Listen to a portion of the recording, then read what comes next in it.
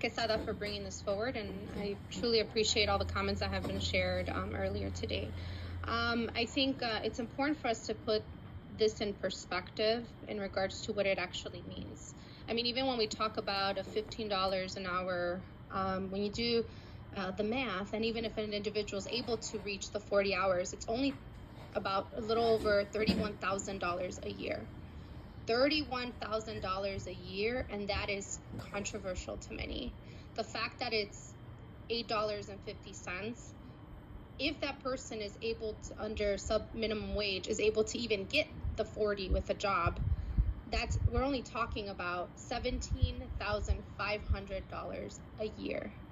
That is completely unsustainable.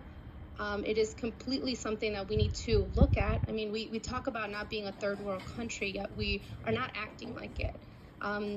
We complain about social services and helping people out when they're down on their luck because they can't meet rent, can't afford water. We talked, almost an hour about water, yet this is controversial somehow. So to Commissioner Miller's point about lived experiences, I had the privilege of being able to go to college, but during college, I worked a summer at a chain restaurant in which I remember many times, going back and forth with, 5+ tables and coming back after to help clean up right before the busboy would get there and seeing maybe 2 nickels left behind or seeing pennies. And for us to realize that doesn't always happen. I try to tip well when I'm out, and I know that many people do because we understand that folks depend on the tips to make ends meet. But we can't ignore the fact that sometimes it does happen. And the fact that when we know the history of this country, we will understand that no matter what, it has been with the fact that people have been pushed to the very limits in the working industry, right? We've talked about that. The fact that people will take advantage of Black and brown bodies to the very core of women's bodies and work them till the day. I mean, we've already been talking about in many levels of government raising the retirement age to 70. That's ridiculous, right? So we're doing this and we keep falling into this narrative.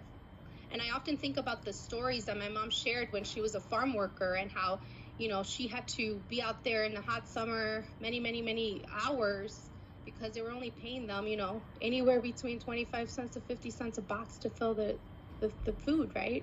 The fruit and the different things. And I think the reality of the situation is that it is uncomfortable. I'm the Vice Chair of Business and Economic Development.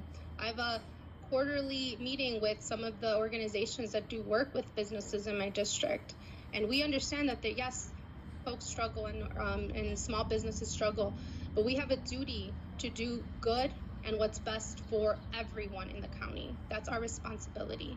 And we can't continue to say the $17,000 a year is enough, or that even $31,000 a year is enough.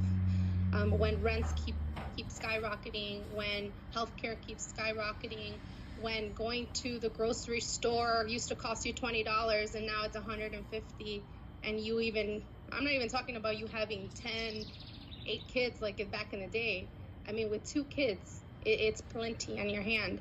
So I think that's what this conversation is about. And I think that the fact, this obviously will go to the state. We have no power over this, but I think it's a strong statement for us to at least recognize that there are great deep inequities, especially with women of color, that we must speak out and up regarding that and advocate for that.